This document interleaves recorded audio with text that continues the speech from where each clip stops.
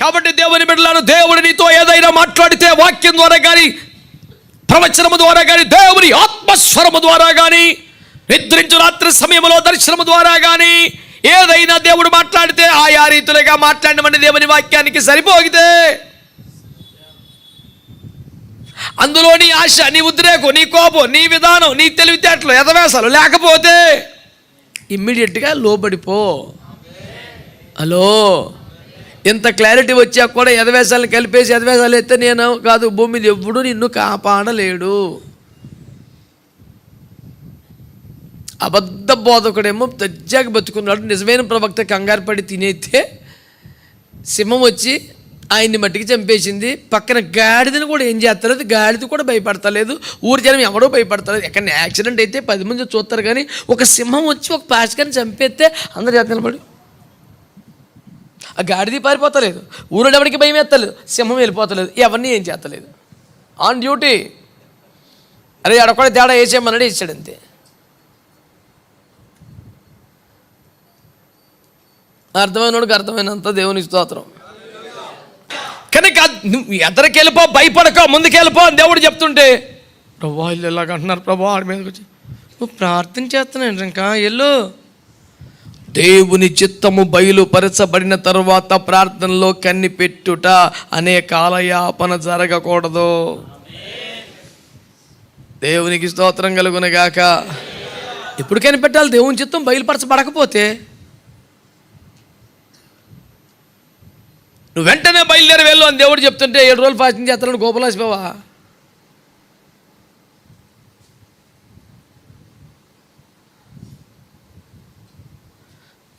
తెలివైన మౌనం పాడుతున్నారు కదా, కానీ ఉన్నాయి. మోషేకే రేపెట్టేసినట్టుగా మాట్లాడే ప్రభు, నువ్వు ఎందుకు మొరపెడుతున్నావు? మరి ఏం చేయమంటావు ప్రభా? ప్రార్థన తప్ప నాకు దిక్కేమి నాయన, ముందుకు సాగిపో. హల్లెలూయా. అంటే మనలో మన మాట, ప్రార్థన చేస్తూ ఉండగా సముద్రం చీలిపోద్దేమో, అప్పుడు నేను సాగేదా యేసునిలో అందమం చూస్తుంటే ప్రభు అన్నాడు, అలాగ అవ్వదు నాన్న, ముందుకు సాగితేనే చీలుతుంది. నువ్వు ఎంత ప్రార్థన చేసిన సముద్రం ఒక్కడికి ఎదరకై రక్తం విజయం అంటే ముందడుగు వినండి, నోట్ చేసుకో, గుండెకాయలు పెట్టుకో. ముందడుగు వేయనివాడు, ముందడుగు వేయటకు భయపడేవాడు, సముద్రం చూసి భయపడేవాడు ఎంత ప్రార్థన చేసినా హల్లెలూయా ఏమవదు పని. సమస్త పరిస్థితులు ప్రతికూలముగా ఉన్న, అన్ని వైపులా ప్రమాదమే పొంచి ఉన్నా వినబడుతున్న దేవుని స్వరమును బట్టి ముందడుగు వేయగలిగితే, సముద్రము నిన్ను చూచి పారిపోయేనయ్యా, యోర్దాను నిన్ను చూచి వెనుకకు మలేనయ్యా, సాధ్యము నీ వలన అసాధ్యమే, అసాధ్యము లేనే లేదు. హల్లెలూయా. తాత్సారం చేయుచున్నావా? ఇంకా కనిపెడుతున్నావా? భయపెడుతున్నావా? వెనక చూస్తున్నావా? ఫరోను చూస్తున్నావా? ఇశ్రాయేలు మాటలు వింటున్నావా? భయంతో ఉనికిపోతున్నావా? అభయ్ ప్రార్థన, అభయ్ ముందుకు సాగిపో.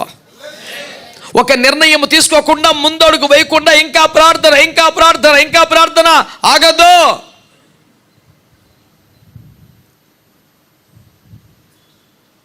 ప్రార్థన మాత్రమే చేయుదువా, ముందుకు సాగవా అని పాట కూడా రాశాను. స్తోత్రం కలుగునుగాక. బయలుదేరిపోవడమే. అంతలో మోసే ప్రార్థన చేస్తుండే, ఎందుకు మొరపెడుతున్నావు నువ్వు? మరి ఏం చేయాలి ప్రభా? ఎదరికెళ్ళు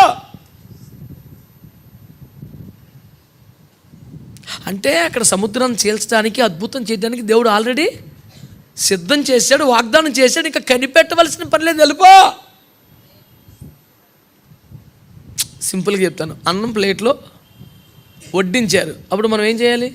కృతజ్ఞతలు చెల్లించి, నేడు మానవ అనుదిన ఆహారం మాకు దయచేయము.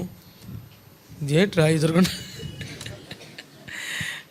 ఏ క్లాసుగా వండించి అరిటాకులు ఆంధ్ర భోజనం అని చెప్పేసి 14 ఐటమ్స్ పెడితే ఏసు రక్తం ఏం చేయం?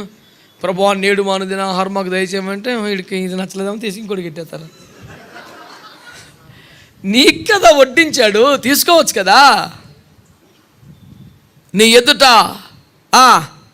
బయలుపరచబడిన దేవుని చిత్తం ఏదన్నా ఉంటే ఆమేన్ ఇంప్లిమెంట్ చేయి. ముందడిగాయి, భయపడకో. సముద్రమైన పారిపోతే భయపడకు నువ్వు. దేవునికి స్తోత్రం కలుగునుగాక. నీళ్లు విభాగించబడతాయి. లోతైన ఉపరితలం సమతలమైన భూమిగా మారిపోద్ది. విభాగం నీరు గడ్డగట్టేస్తుంది, మధ్యలో నెల ఆరిపోతుంది. యేసు రక్తం ఏం చేయం.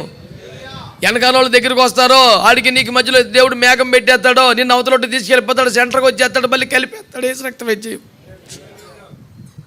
ఇప్పుడు నువ్వు ముందడుగు అయిపోతే ఇన్ని అద్భుతాలు అయిపోతాయి అనండి. నువ్వు ముందడుగు అయిపోతే ఇన్ని అద్భుతాలు.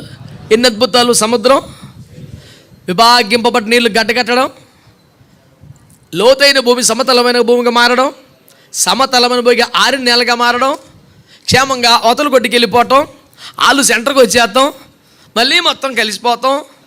ఇన్ని అద్భుతాలు నీ వల్ల అయిపోతున్నాయి. అందుకని ప్రభు కోపడుతుంది. పదా ముందడిగాయి. దేవునికి స్తోత్రం. నువ్వు ఒక్క అడుగేస్తే ఇన్ని అద్భుతాలు ఫటాఫట్ ఫటాఫట్ ఫటాఫట్ నెరవేరిపోతాయి. నీకు ఎందుకు ఎంత చెప్పినా సరే, యెహోవా నువ్వు గొప్ప దేవుడు, నువ్వు బలవంతుడు, అద్భుతం ఆశ్చర్యాలు కార్యాలు, అయినను ఇంకొంతకాలం కనిపెడతా. ఎల్రా బాబు ముందుకి.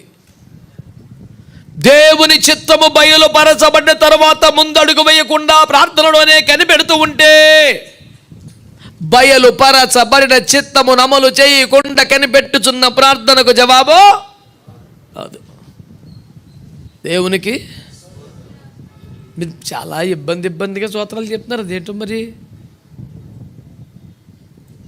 వాళ్ళ ఇబ్బంది పేరు మీకు స్తోత్రం చెప్పడం ఇష్టం లేక, దేవుడి మీద విశ్వాసం లేక కాదు, ముందడిగా ఎత్తక దమ్ము సరిపోక. చెప్పింది కరెక్టే కానీ మరి ఎంతగానో మరి పని అవ్వదు. చూసుకొని ఇష్టం ఒక మాట గుండెకాయలు పెట్టుకో. నీ వల్ల అద్భుతాలు ఆలస్యమైపోతున్నాయి. నీ వల్లే నీ తెలివితేటలు ఎక్కువైపోయి ఆలోచించి వెనక ముందు చూసి అటు చూస్తే ఫరో, ఇటు చూస్తే ఇశ్రాయేలు, ఇటు చూస్తే సముద్రం. బాబా చూడకరా, ఆయన మాట విని ఎదరికి వెళ్ళిపోమని గుడ్డికి వెళ్ళిపో, బేబచ్చాలు జరిగిపోతాయి. దేవునికి స్తోత్రములు. యేసు కూడా వచ్చును.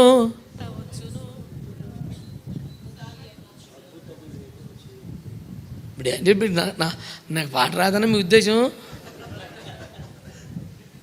పోటీ పెట్టుకుందామా హ్యాపీ క్రిస్మస్కి బహుమతులు అందుకునేలాగా? మిమ్మల్ని అందరూ ఓడించేస్తాను మరి చెప్తాను. దేవునికి స్తోత్రం కలుగునుగా. ఎందుకంటే వాళ్ళందరూ పుస్తకం లేకపోతే పాడలేరు. కళ్ళు మూసుకొని పాడేస్తాను నేను. యేసు రక్తం చేయి. వీళ్ళకి ఎప్పటికప్పుడు పుస్తకం ఉండాలి. ఆరాధన అందరూ కళ్ళు మూసుకోమని పుస్తకం చూస్తాడు. మనకు అలాగుంటుంది. యేసు రక్తం చేయి. హల్లెలూయా. ఏమన్నా కొట్టడం ఆరాధన కూటం పెట్టుకుందాం రెడీ. దేవునికి స్తోత్రం కలుగునుగా. ఆమేన్. బయలుపరచబడిన దేవుని చిత్తం వైపు అడుగులు వేయకుండా ఇంకా కనిపెడుతూ కూర్చుంటే దేవుడు ప్రార్థన ఆలకించడం. నువ్వు అడుగు ముందుకై మళ్ళీ నీ మాట ఏదంటే దానికి అవునంటాడు, ఆమేన్ అంటాడు. దేవునికి స్తోత్రం కలుగునుగాక.